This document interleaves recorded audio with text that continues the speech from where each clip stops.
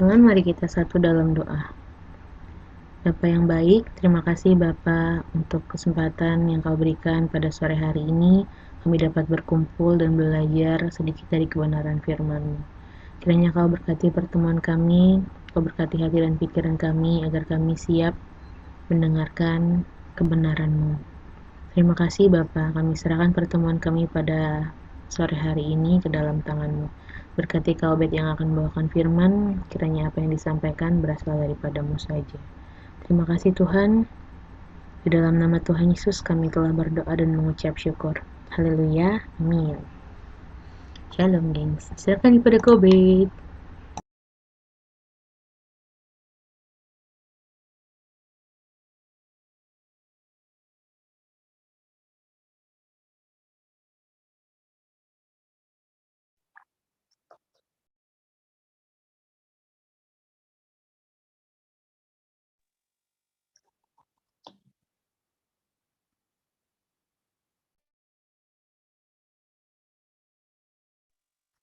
Shalom, shalom. Suara saya kedengaran nggak nih? Jelas ya? Oke. Teman-teman pasti pernah dengar cerita tentang Esau ya, yang menukar hak kesulungannya demi semangkuk makanan. Hari ini kita akan bahas tentang menukar hak kesulungan. Menukar hak kesulungan.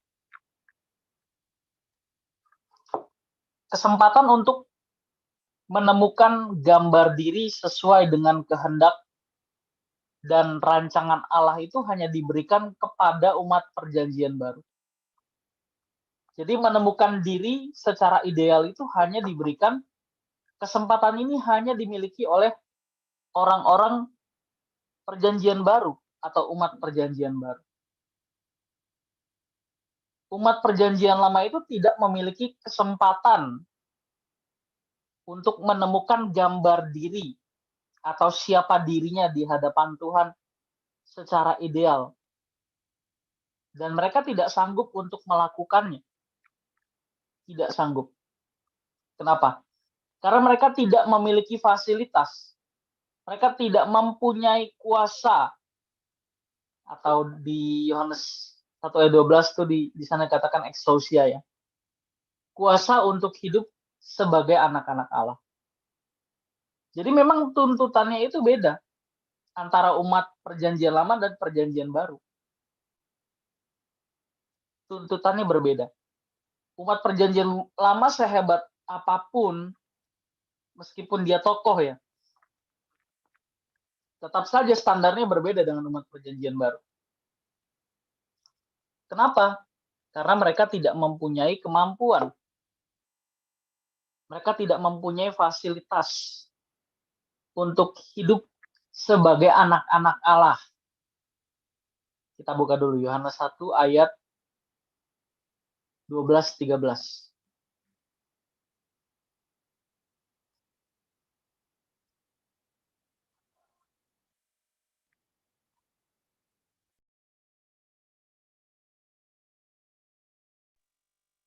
Ada yang sudah menemukan?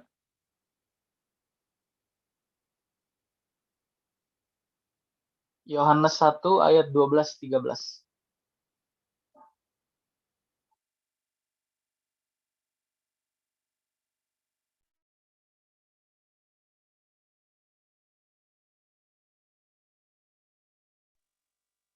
Boleh deh dibaca deh yang udah nemu.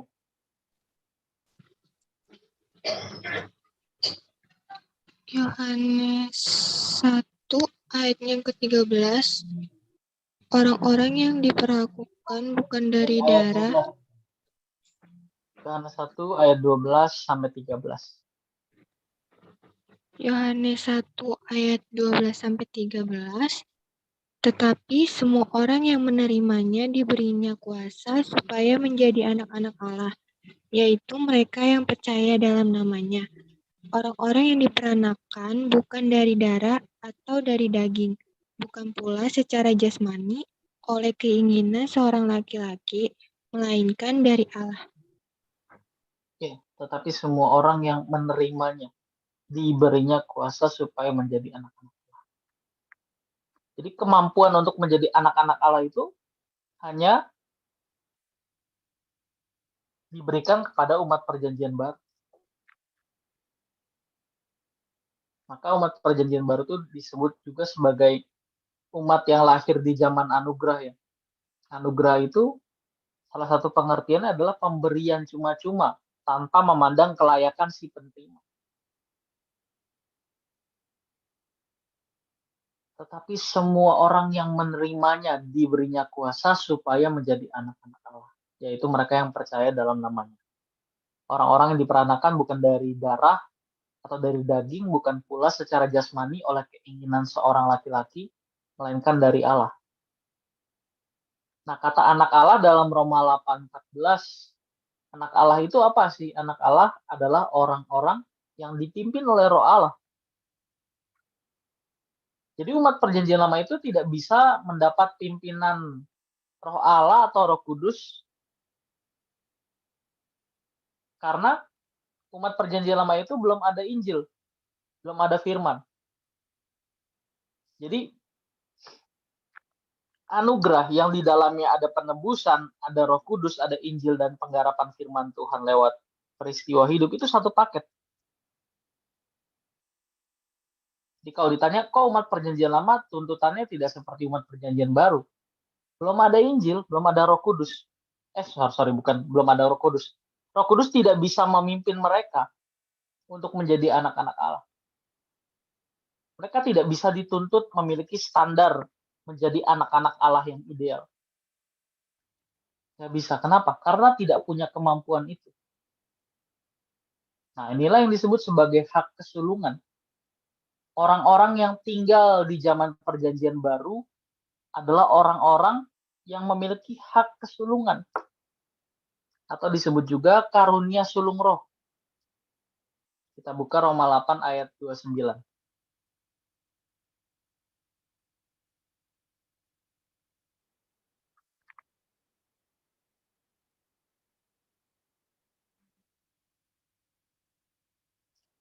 Sebab semua orang yang dipilihnya dari semula, mereka juga ditentukannya dari semula untuk menjadi serupa dengan gambaran anaknya, supaya ia anaknya itu menjadi yang sulung di antara banyak saudara.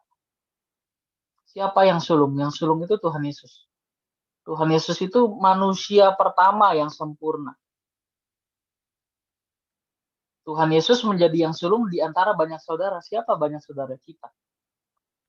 Kita yang dipilih oleh Tuhan, kita yang punya kemampuan untuk bisa mengenakan cara hidup Tuhan Yesus. Itu yang disebut memiliki karunia sulung roh. Atau memiliki hak kesulungan. Nah, mungkin masih bingung ya, hak kesulungan itu apa sih? Nanti kita bahas. Oke, cukup ayatnya. Jadi umat perjanjian lama itu nggak bisa punya standar hidup, punya cara hidup, atau menemukan gambar diri yang ideal, menemukan siapa dirinya di dalam Tuhan. Menjadi manusia atau makhluk yang ideal di dalam Tuhan itu nggak bisa. Kenapa? Karena tidak ada fasilitas atau kemampuan untuk itu. Mereka fasilitasnya itu hukum.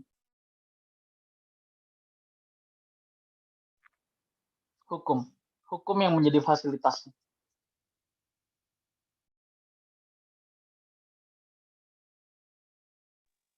Menjadi manusia Allah itu bukan menjadi makhluk yang punya hukum saja, bukan. Lagi pula hukum yang menjadi hukum orang Kristen itu tidak punya hukum. Dan kalaupun dikatakan orang Kristen punya hukum, hukumnya adalah kehendak Allah sendiri. Bukan hukum yang tertulis. Bukan. Segala sesuatu yang tidak sesuai pikiran perasaan Allah, itu dosa. Meleset, hamartia. Sebaliknya melakukan segala sesuatu yang Allah kehendaki itu disebut kasih.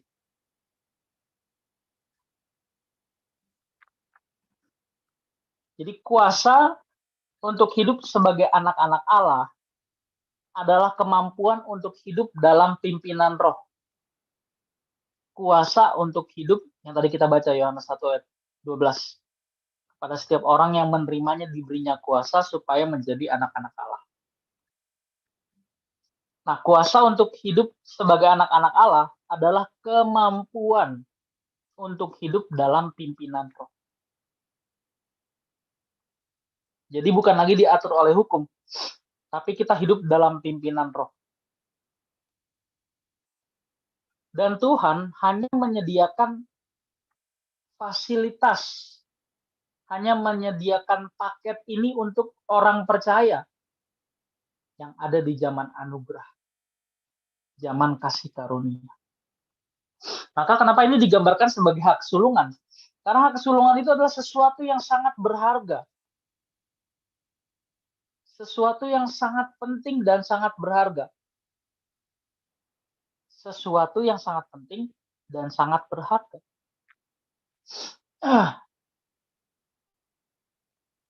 Jadi kalau seseorang mau hidup baik-baik saja menurut ukuran umum, menjadi orang baik, dia nggak perlu jadi orang Kristen sebetulnya. Tidak perlu menjadi orang Kristen. Nggak perlu. Tidak perlu menjadi orang Kristen.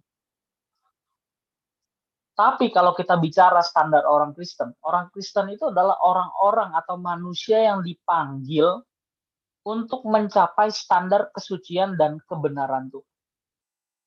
Standar kesucian dan kebenaran Tuhan.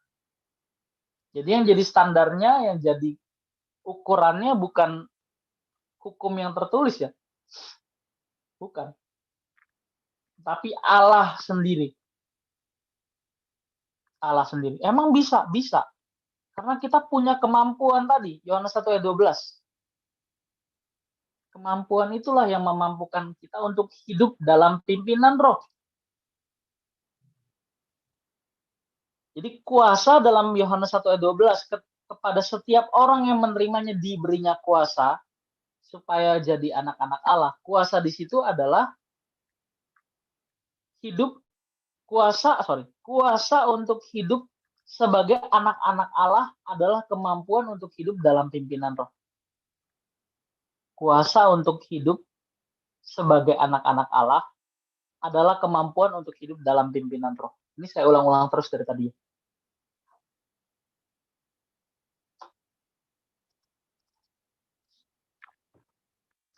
Orang Kristen sebenarnya adalah orang-orang yang terpanggil untuk menjadi manusia yang unggul. Bukan hanya sekedar baik. Oleh sebab itu Tuhan menghendaki kita mempersoalkan hal ini lebih dari mempersoalkan segala sesuatu. Lebih dari kita mempersoalkan segala sesuatu. Bahkan mestinya ini jadi agenda hidup kita satu-satunya. Nah, tapi untuk menghayati ini susah sekali. Apalagi untuk orang muda seperti kita. Punya ambisi, punya cita-cita, punya keinginan, ingin dihormati, ingin kaya, macam-macam. Ingin terpandang, ingin dikenal orang.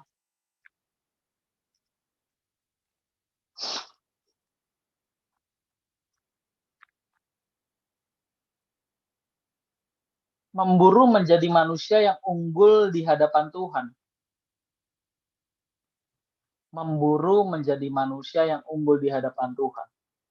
Maksudnya kita mentargetkan untuk hidup sesuai dengan standarnya Tuhan itu tidak membuat kita menjadi orang yang aneh sama sekali. Ikut Tuhan itu tidak membuat kita jadi orang aneh. Ekstrim ikut Tuhan itu tidak membuat kita jadi orang aneh. Meskipun dalam prakteknya banyak orang jadi aneh. Gara-gara serius. Dia menganggap serius ikut Tuhan itu adalah meninggalkan segala aktivitas dunia. Dan menjauhi aktivitas dunia. Menganggap sesuatu yang dilakukan selain berdoa dan belajar firman itu adalah sesuatu yang najis. Padahal kesucian itu dibuktikan di tengah-tengah kehidupan. Di tengah-tengah kehidupan. Jadi kehidupan yang kehidupan yang jahat ini di sekitar kita yang semakin bertambah jahat, itu bukan untuk dihindari. Bukan untuk dihindari. Justru kita harus hidup di tengah-tengah kehidupan itu untuk mempraktekkan kesucian itu. Amsal bilang ya, besi menajamkan besi, manusia menajamkan sesama. Justru itu fasilitas yang Tuhan kasih. Jadi tidak membuat kita aneh ya, gara-gara ikut komsel jadi ngomongnya berubah ya. Jadi aku kamu, saya punya teman tuh gitu. Jadi dia pulang dari satu seminari ya, dia mau jadi seorang imam ya. Dia pulang dari satu seminari, terus udah lama kita nih nggak ketemu, udah 8-10 tahun lah. 8 tahun sih kayaknya, 8 tahun ya. 10 tahun kayaknya berlebihan. 8 tahun kita udah nggak ketemu. Terus dia ke rumah saya nih, manggil-manggil kan. Saya juga nggak, ini siapa orang yang manggil-manggil saya kan. Mukanya juga udah berubah, jadi saya kurang kenal gitu. Ternyata pas saya tanya siapa ya, ini aku si A, misalnya gitu. Saya nggak boleh sebut nama, nggak etis. Ini aku si A. Loh, kok jadi aku ngomongnya kan? Salah dengar kali saya. Saya tanya lagi, nyari siapa ya, Mas? Ini aku, teman kecil kamu. Loh, siapa? Saya tanya terus disebut ini si A. Oh, kaget saya. Kok ngomongnya jadi aku kamu kan? Akhirnya saya suruh masuk. Ternyata dia masuk seminari. Kita cerita-cerita lah. Masuk seminari, tapi jadi aneh pembawaannya. Ngomongnya jadi aneh. Pokoknya jadi aneh deh.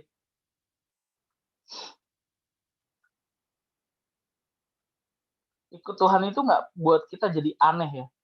Sama sekali nggak buat kita jadi aneh. Yang tadinya sanguin, terus belajar firman tiba-tiba jadi pragmatis. Enggak kayak gitu ya.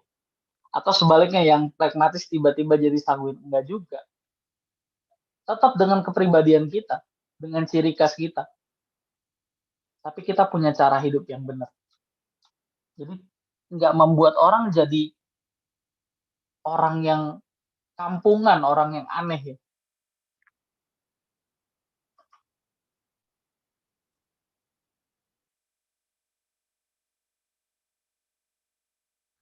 Tuhan pasti menolong kita dalam masalah pemenuhan kebutuhan jasmani. Agar kebutuhan jasmani tidak mengganggu perjuangan untuk mencapai standar kesucian dan kebenaran Tuhan yang unggul. Tuhan Yesus mengatakan agar orang percaya itu memiliki kebenaran yang melebihi ahli Taurat dan orang-orang Farisi.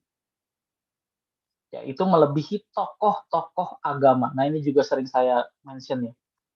Dalam Matius 5 ayat 20, orang Kristen itu dibandingkan dengan tokoh agama Yahudi, yaitu ahli Taurat dan orang Farisi. Mereka itu jadi simbol agama tertinggi. Dan kita dibandingkan dengan mereka.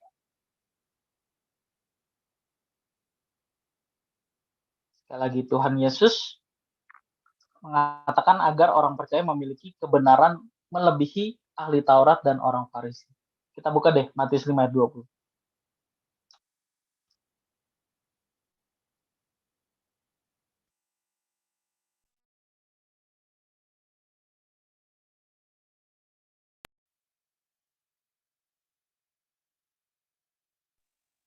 Oke, minta tolong satu orang.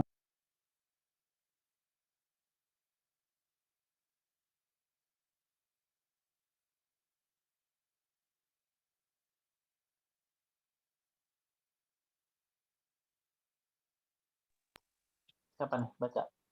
Matius 5 ayat 20. Maka aku berkata kepadamu, jika hidup keagamaanmu tidak lebih benar daripada hidup keagamaan ahli-ahli Taurat dan orang-orang Farisi, sesungguhnya kamu tidak akan masuk ke dalam kerajaan sorga. Ya. Jika hidup keagamaanmu tidak lebih benar daripada hidup keagamaan ahli-ahli Taurat dan orang-orang Farisi, sesungguhnya kamu tidak akan masuk ke dalam kerajaan surga. Coba di situ buka bahasa aslinya kata kebenaran. Jika hidup keagamaanmu tidak lebih benar, kata benar di situ. Kata benar di situ dalam teks aslinya dikaiosune. Dikaiosune artinya adalah kebenaran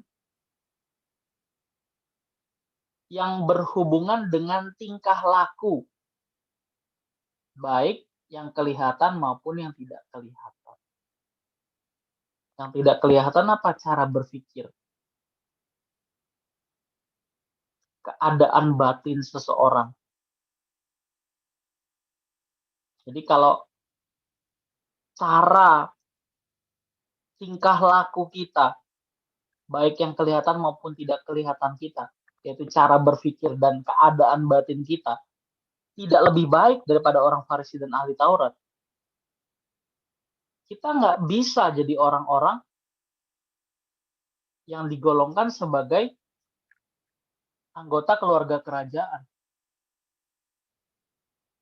Jika hidup keagamaanmu tidak lebih benar daripada orang Farisi dan ahli Taurat, kamu tidak masuk dalam kerajaan surga. Kita nggak cocok dengan standarnya Tuhan, yaitu menjadi anggota keluarga kerajaan.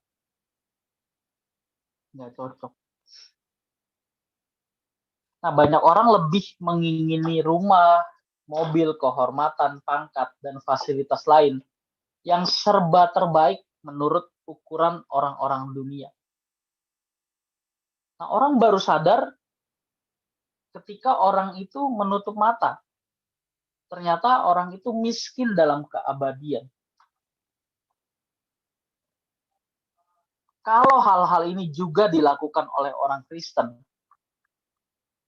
kalau orang-orang Kristen juga mengejar seperti orang-orang dunia mengejar kehormatan, mengejar pangkat, fasilitas lain, mengingini rumah, mobil, bukan berarti nggak boleh punya rumah, nggak boleh punya mobil ya.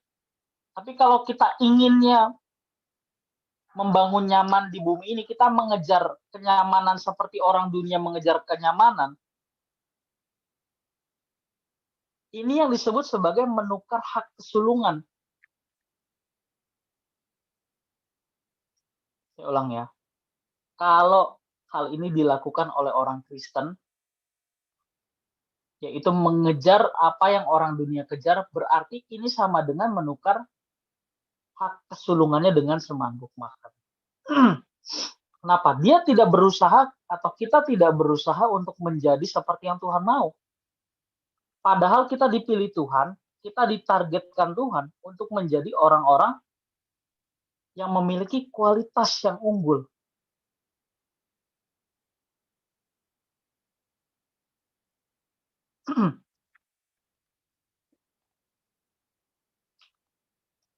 Kita buka Ibrani 12 ayat 16-17.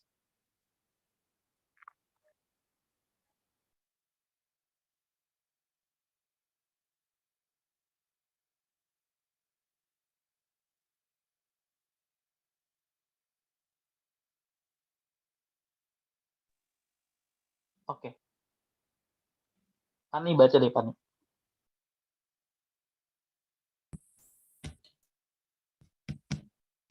Janganlah ada orang yang menjadi cabul atau yang mempunyai nafsu yang rendah seperti Esau, yang menjual hak kesulungannya untuk sepiring makanan. Sebab kamu tahu bahwa kemudian ketika ia hendak menerima berkat itu, ia ditolak, sebab ia tidak beroleh kesempatan untuk memperbaiki kesalahannya, sekalipun ia mencarinya dengan mencucurkan air mata. Ya, tahu ya cerita ini ya. Jadi Esau itu adalah kakaknya Yakub ya. Jadi Yakub itu biasa bantu keluarga di luar. Bantu keluarga di rumah. Sementara Esau bantu ayahnya di luar, kerja di luar. Berkebun, menggembalakan, mencari kayu. Nah, itu pekerjaannya Esau tuh. Kalau Yakub bantu orang tuanya di rumah. Nah, singkat cerita, si Esau ini pulang dari kegiatannya di luar, pasti capek dong. Capek, terus dia lihat semangkuk kacang merah. Nah, di situ Yakub cukup licik juga ya. Dia bilang kalau lu mau makan ini ya hak kesulungan lu buat gua. Nah, hak kesulungan itu apa sih? Hak kesulungan itu adalah suatu hak waris kepunyaan putra sulung. Suatu hak waris kepunyaan putra sulung. Dalam pengertian luas, hak kesulungan mencakup suatu atau semua hak atau warisan yang diteruskan kepada seseorang ketika dia lahir ke dalam sebuah keluarga dan budaya. Hak kesulungan adalah hak yang dimiliki oleh seseorang anak sulung sejak ia dilahirkan. Jadi ini sebetulnya haknya si Esau nih, hak kesulungan ini. Tadi di awal juga saya sempat singgung ya, hak kesulungan itu bisa juga digambarkan sebagai sesuatu yang sangat bernilai dan sangat berharga. Hak kesulungan adalah hak yang dimiliki oleh seorang anak sulung sejak dia dilahirkan. Nah, kalau ada pertanyaan apakah hak kesulungan memiliki hubungan dengan berkat? Tentu saja. Tetapi juga bisa dibedakan antara hak kesulungan dengan berkat.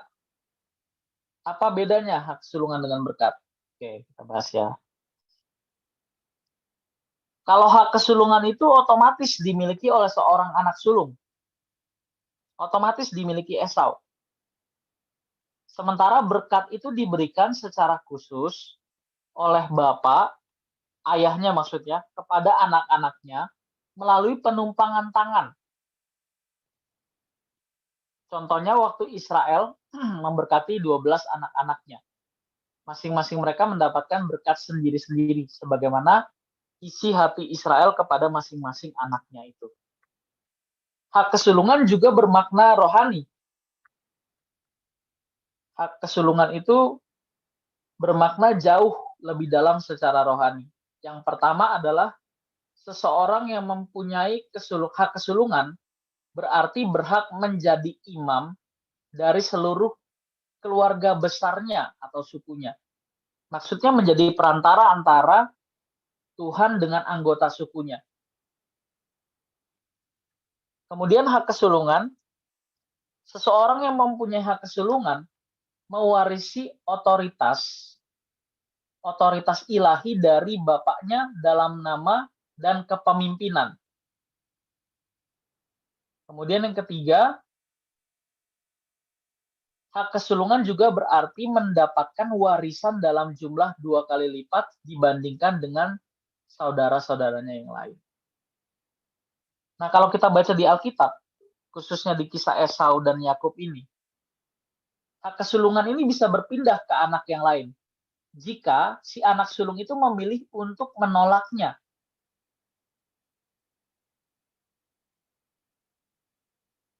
Jadi ketika Esau itu capek ya, habis kerja dari luar, terus ngelihat semangkuk makanan, Yakub bilang kalau lu mau makan ini, tapi hak kesulungan kamu buat saya ya. Nah, si Esau itu tanpa pikir panjang demi semangkuk makanan sup kacang merah itu dia bilang ya udah, ambil aja hak kesulungan gue. Ambil aja hak kesulungan saya, nggak penting. Yang penting sekarang adalah saya bisa makan. Nah, itu meremehkan. Kalau hak kesulungan sudah diberikan kepada yang lain, itu nggak bisa diminta lagi. Nggak bisa. Nah, dalam kasus Esau ini, Esau itu meremehkan hak kesulungan. Menukar hak kesulungan dengan semangkuk kacang merah. Dengan semangkuk makanan. Nah, ini kan sesuatu yang tidak sebanding ya, makanan dan hak kesulungan. Tapi si Esau ini meremehkan. Sama dengan orang percaya yang tinggal di zaman perjanjian baru, yang tinggal di zaman anugerah. Kasusnya mirip-mirip. Orang percaya yang lebih memilih untuk hidup nyaman, untuk menjadi baik-baik di bumi ini, membangun kenyamanan, mengejar cita-cita, itu sama dengan orang yang menukar hak kesulungan yang seperti Esau. Kenapa? Dia menukar sesuatu yang sangat penting dan sangat berharga. Apa? Kesempatan untuk dikembalikan ke rancangan semula. Ditukarkan dengan hidup nyaman di bumi ini. Padahal cuma 70-80 tahun ya. Mazmur 90 ayat 10 bilang. Hidup manusia hanya 70 tahun, 80 tahun saja.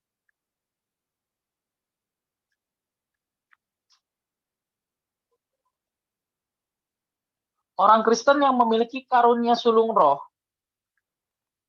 atau hak kesulungan, artinya bisa sempurna seperti Tuhan Yesus. Orang-orang yang dipilih oleh Tuhan, atau yang disebut orang Kristen, memiliki karunia sulung roh. Tadi yang kita baca di Roma 8:29 tuh. Kita baca sekali lagi deh, supaya notice. Roma 8:29.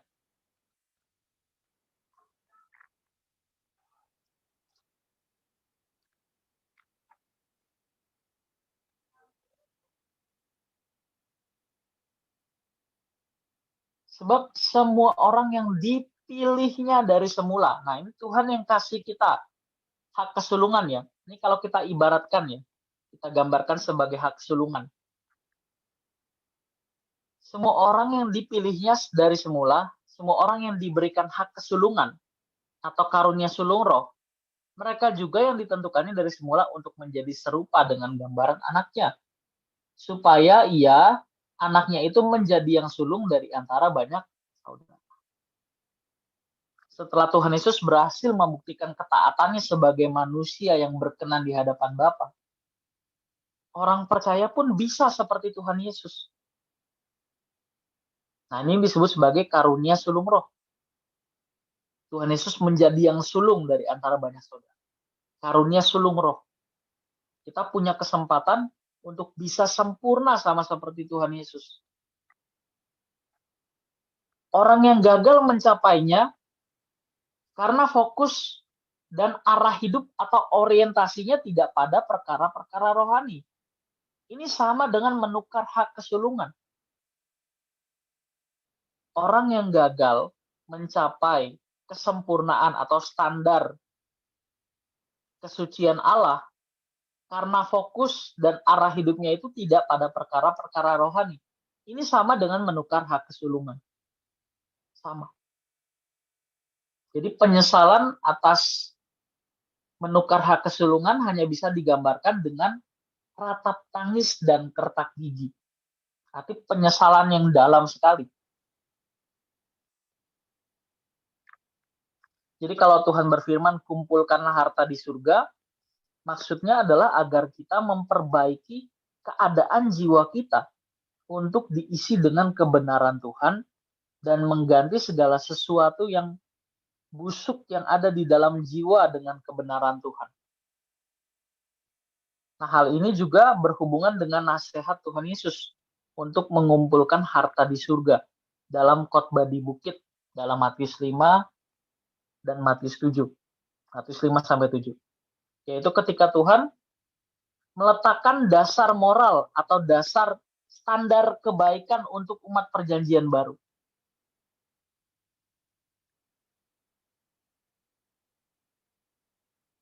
Proses keselamatan dalam Tuhan Yesus Kristus pada dasarnya adalah proses untuk menjadikan manusia unggul bagi Tuhan. Manusia unggul adalah manusia yang sesuai dengan rancangan semula. Keunggulan ini tentu bukan diukur oleh nilai-nilai bendani atau materi. Ukuran keunggulan di sini adalah ukuran Tuhan. Jadi tidak seorang pun berhak menghakimi sesamanya atau menilai sesamanya dari ukurannya sendiri. Meskipun ukuran kita gini, kalau sama umat perjanjian lama atau non-Kristen jelas standar kita beda. Tapi kita juga, meskipun kita sama-sama orang percaya, kita punya ukuran pengertian yang juga berbeda. Jadi jangan hakimi pengertian kita dengan membandingkan pengertian kita dengan pengertian yang lain.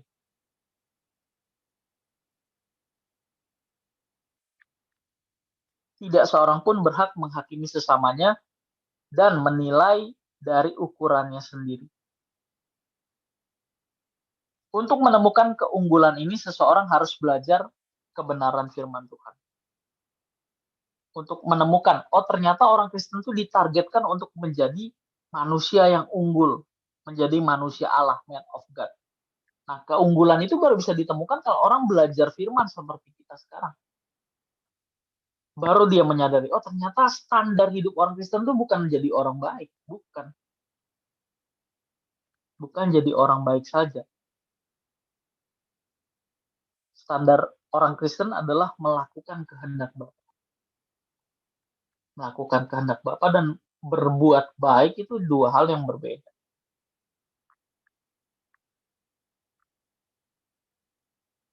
Dengan belajar kebenaran firman Tuhan, maka seseorang mengenal pribadi Tuhan Yesus yang merupakan model atau prototipe manusia yang dikehendaki oleh Allah. Dalam hal ini, ayat-ayat perjanjian lama tidak bisa menjadi tolak ukur kehidupan iman Kristen. Dan bukan berarti perjanjian lama itu nggak kepake sama sekali ya. Bukan ke situ maksudnya. Kalaupun kita mengambil ayat dalam perjanjian lama, kalaupun kita mempelajari Alkitab perjanjian lama, maka kita harus melihat konteksnya dengan benar.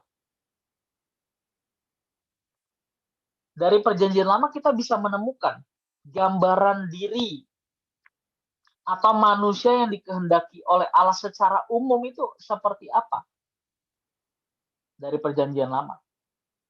Karena orang perjanjian lama belum dituntut seperti umat perjanjian baru yang melakukan kehendak Bapa. Perjanjian lama itu melakukan hukum yang tertulis. Kita bisa melihat gambaran orang yang melakukan kehendak Allah secara tertulis, secara hukum. Jadi perjanjian lama itu menggambarkan orang-orang yang melakukan kehendak Allah secara umum. Ini juga disebut sebagai orang yang menemukan gambar diri secara umum. Jadi umumnya itu orang yang di luar Kristen ya. Orang di luar Kristen yang dikehendaki Allah itu yang seperti apa? Nah, dari perjanjian lama kita bisa dapat gambaran. Tapi kalau kita bahas perjanjian baru, ayat perjanjian baru itu memuat kebenaran untuk menemukan siapa dan bagaimana kita menemukan gambar diri kita yang ideal. Jadi siap menjadi manusia yang berkenan di hadapan Bapa yang ideal itu di perjanjian baru. Siapa dan bagaimana manusia secara ideal itu hanya ditemukan di dalam perjanjian baru. Nah, orang itu harus bergumul dengan Tuhan setiap hari untuk menemukan gambar diri secara khusus yang dikehendaki atau direncanakan.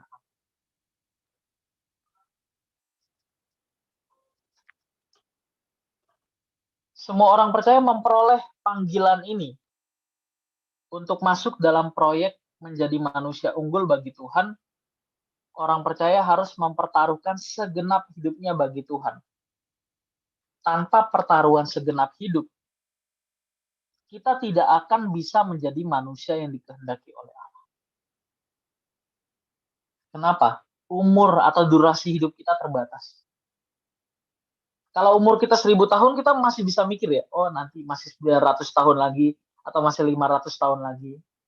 Hidup kita terbatas. Kalau nggak segenap hidup, kita nggak bisa menjadi manusia Allah. Nggak bisa. Makanya sengaja Komsel ini dikasih nama Divine Nature. Sengaja itu.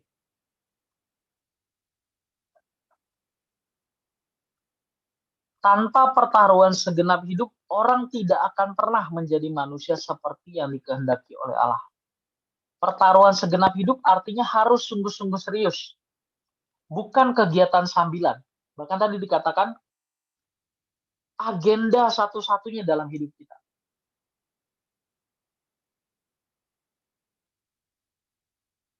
Di sini berlaku firman Tuhan yang mengatakan, kasihilah Tuhan Allahmu dengan segenap hidupmu. Dalam Matius 22 ayat 37 sampai 40. Markus 12 28 sampai 34, Lukas 10 25 sampai 28. Jadi kasih seseorang kepada Tuhan itu harus dibuktikan, harus ditunjukkan dengan kesediaannya menjadi pribadi seperti yang Tuhan kehendaki. Orang yang gagal mencapai target kesempurnaan karena fokus dan arah hidup atau orientasinya tidak pada perkara-perkara rohani, berarti ia menukar hak kesulungan, kesempatan yang berharga untuk menjadi manusia Allah. Hanya diberikan satu kali untuk umat perjanjian baru. Jadi sebenarnya kita tuh beruntung banget, kita punya kesempatan ini. Umat perjanjian lama itu menanti-nantikan zaman perjanjian baru. Kita yang lahir di perjanjian baru punya kesempatan ini. Kalau kita menyia-nyiakan kesempatan yang satu-satunya dan tidak semua orang dipilih, kita sama seperti Esau. Sama seperti Esau. Kalau kita lanjutin cerita Esau, Esau tuh kesel akhirnya sama Yakub. Kenapa lu nipu gua? Sampai mau dibunuh tuh si Yakub ya. Ya salahnya sendiri si Esau, kenapa mau menukar hak kesulungannya ya dengan semangkuk kacang merah. Kan Yakub itu memang pengen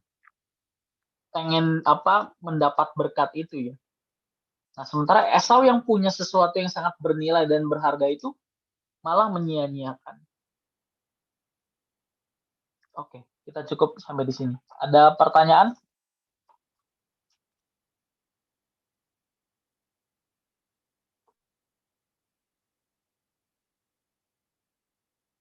Atau mau sharing dari pembahasan kali ini?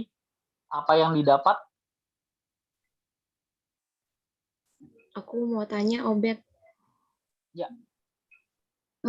Boleh dijelasin singkat nggak perbedaan hak kesulungan sama berkat?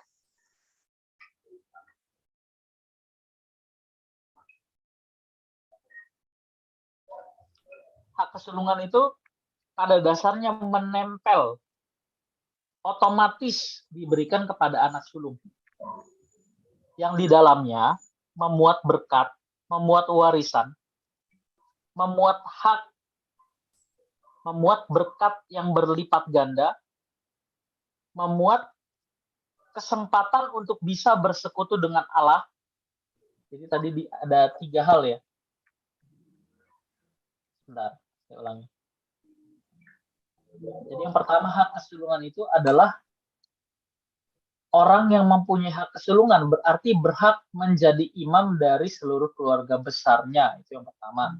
Yang kedua, orang yang mempunyai hak kesulungan mewarisi otoritas ilahi dari bapaknya dalam nama dan kepemimpinan. Yang ketiga, hak kesulungan berarti mendapatkan warisan dalam jumlah 2 kali lipat dibandingkan dengan saudara-saudaranya. Jadi kalau hak kesulungan itu sesuatu yang sebetulnya menempel, otomatis diberikan kepada si sulung. Penerimanya tunggal ya. Tapi kalau berkat itu nggak seperti hak kesulungan. Ya berkat itu bisa bermacam-macam. Seperti tadi ya, Israel itu memberkati ke-12 anak. Ke-12-12-nya apakah sama? Tentu tidak. Tapi kalau hak kesulungan ada sesuatu yang lebih tinggi, maka itu diperebutkan. Maka kenapa Yakub itu pengen banget punya hak kesulungan itu? Sama seperti orang perjanjian lama yang pengen punya fasilitas keselamatan seperti kita. Tapi kan mereka nggak bisa. Nah kalau dalam cerita Esau bisa ya. Yakub bohongin si Esau, bukan bohongin sih, lebih tepatnya apa ya? Bukan bohongin juga ya. Licik lah. Dia tahu kondisinya Esau sedang lapar ya, terus ditawarin.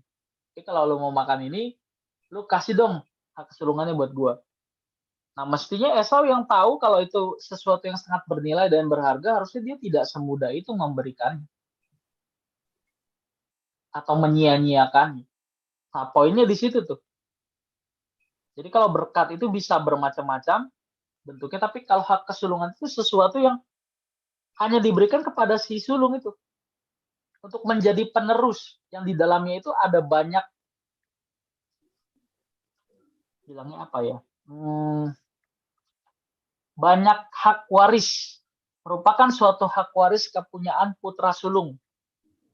Jadi mencakup suatu atau semua hak atau warisan yang diteruskan kepada seorang putra sulung ketika dia lahir dalam sebuah keluarga dan budaya. Jadi kalau secara singkat, hak kesulungan adalah hak yang dimiliki oleh seorang anak sulung sejak dia dilahirkan. Pewaris tahta lah istilahnya. Pewaris tahta kan biasa diberikan kepada anak sulung kan, yang tertua, yang dianggap tua. Kalau anak sulungnya meninggal baru jatuh ke tangan yang lain. Tapi kalau selama masih ada anak sulung, itu pasti anak sulung yang dapat tuh. Sementara kalau saya analogikan ya dengan kerajaan ya. Kalau anak sulung tuh jadi raja, terus adiknya jadi apa? Jadi pangeran. Dia nggak jadi raja. Beda nggak ininya? Fasilitasnya, otoritasnya beda nggak? Beda. Nah itu yang kita sedang bahas sekarang, hak kesulungan. Cuma dalam kekristenan hak kesulungan itu artinya adalah kemampuan, kesempatan untuk bisa menjadi manusia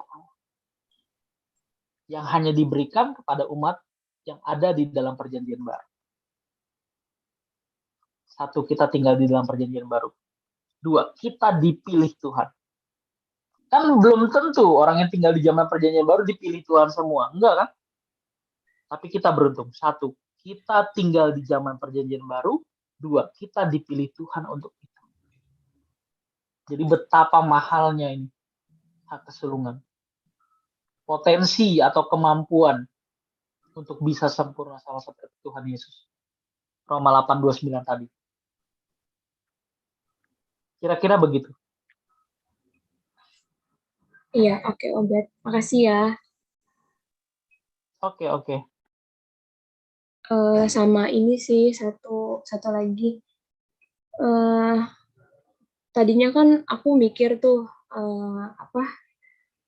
apa sih bedanya umat perjanjian lama sama umat di perjanjian baru gitu. Terus dapat tuh, kalau umat perjanjian lama, standar kebenaran mereka kan dari hukum Taurat. Kalau di umat perjanjian baru, ini yang aku tahu atas tuntunan Roh Kudus.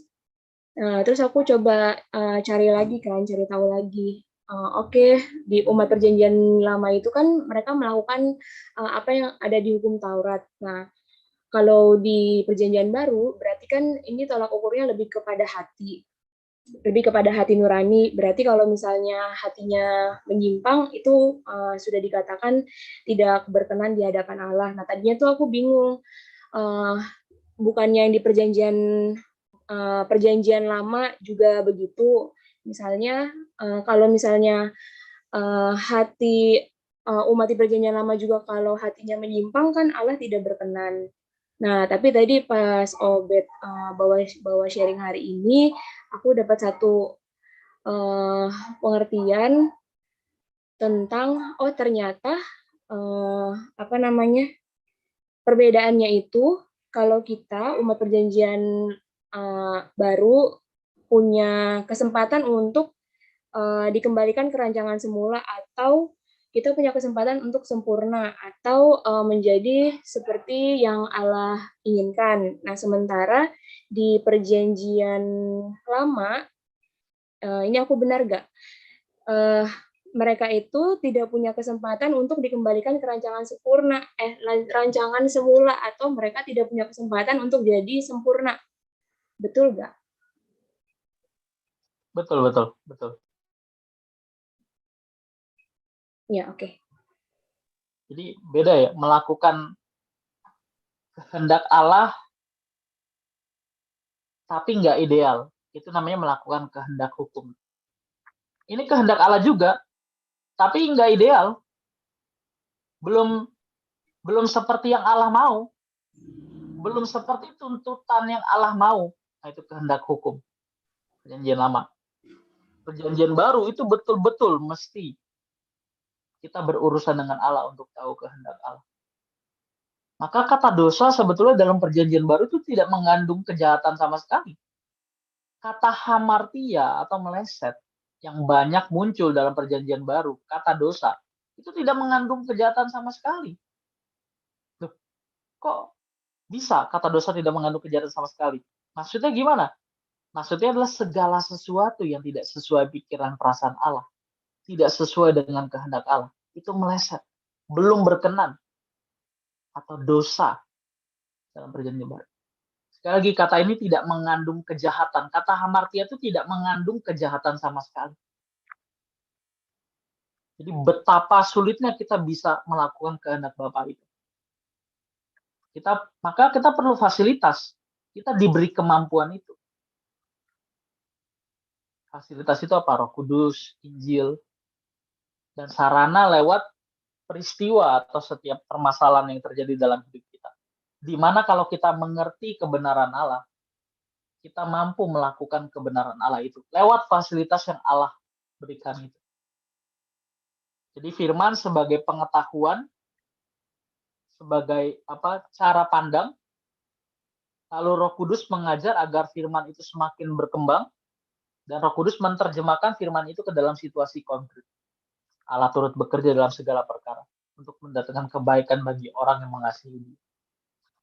Roma 8:28. Jadi betul-betul beda. Gitu.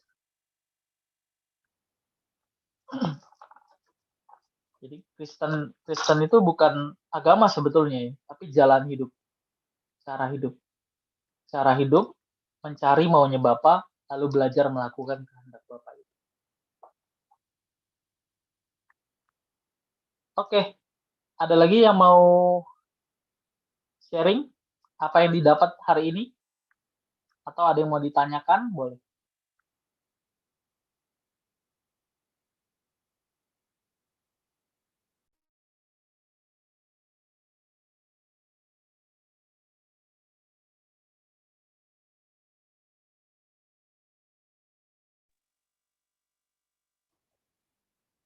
Fani, ada yang mau di-sharingkan?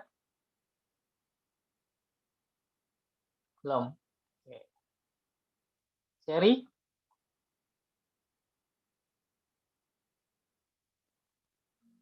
Ada yang mau kamu bagikan? Apa yang kamu dapat hari ini? Atau ada sesuatu yang mau kamu tanya, boleh.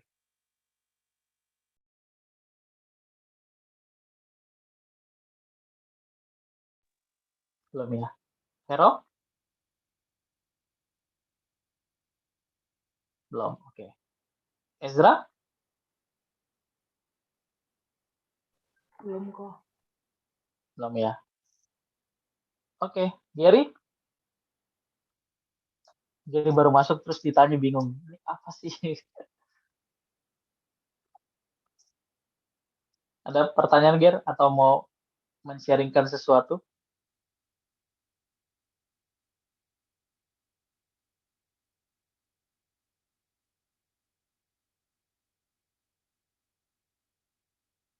Aman, oke. Oke, kalau nggak ada, kita doa ya. Kita nyanyi dulu baru doa.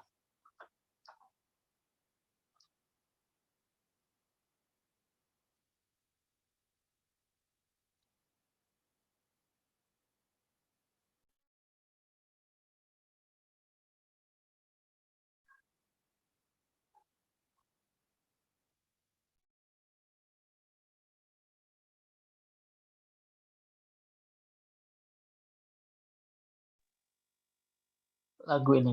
Ku gores jiwaku untuk mencintaimu. Udah lama ya nggak nyanyi lagu gitu ya.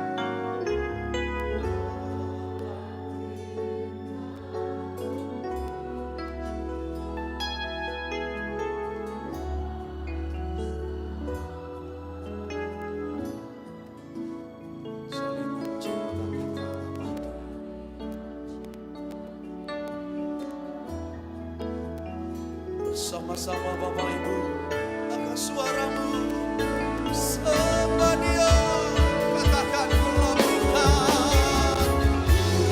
labuhkan hidupku di palung hatimu.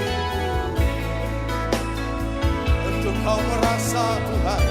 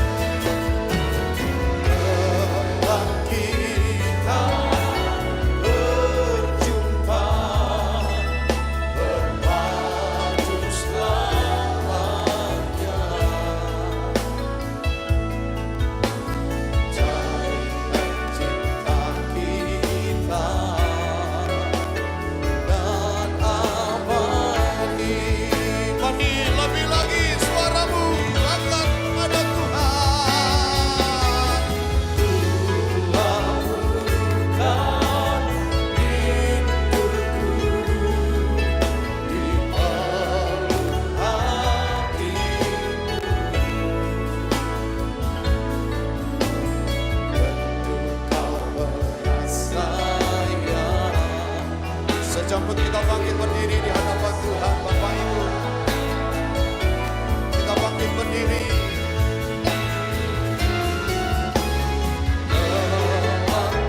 Kita berjumpa berpadu selamanya.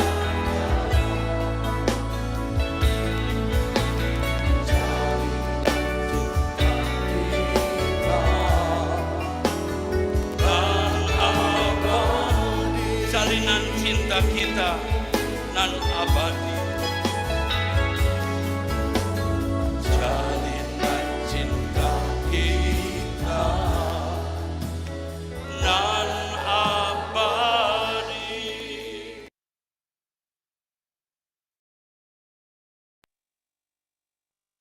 Mari kita berdoa.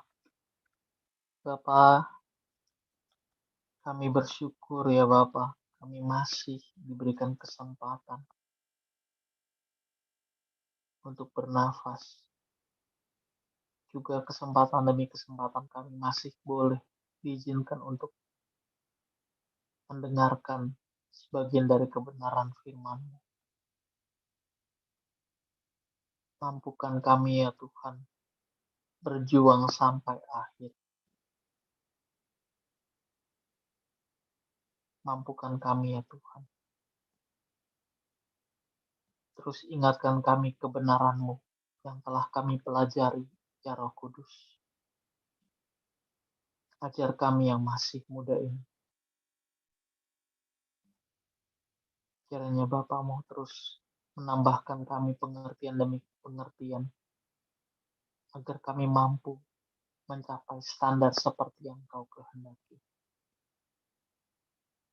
Terima kasih ya Bapa. Sebentar kami akan melanjutkan aktivitas kami. Kami mohon penyertaan firman-Mu terus menjagai kami. Berkati teman-teman kami yang tidak hadir dalam pertemuan. Kiranya Tuhan memberi mereka kesempatan. Terima kasih ya Bapa. Hanya di dalam nama Putra-Mu, Tuhan kami Yesus Kristus, kami alaskan doa ini. Haleluya. Amin. Amin. Oke, shalom teman-teman. Kita foto dulu ya. Kak Grace bisa minta tolong untuk foto. Silakan di-handle Kak Grace. Foto dulu apa pengumuman dulu nih? Foto dulu. Oke, kita foto dulu ya.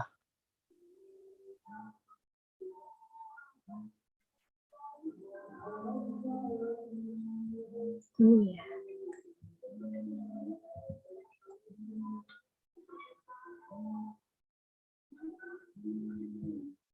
Oke.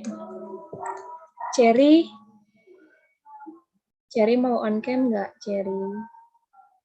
Vero udah.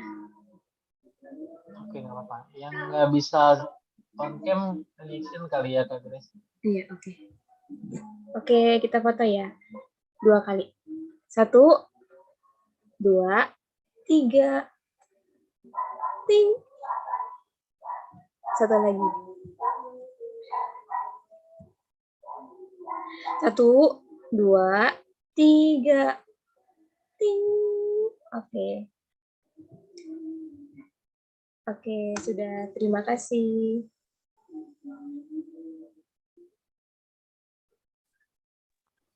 Ya, kita mau pengumuman dulu ya, teman-teman.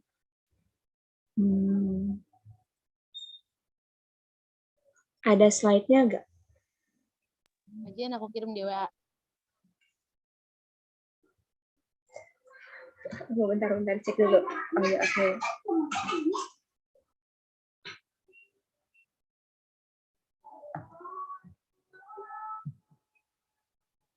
Oke, bentar ya.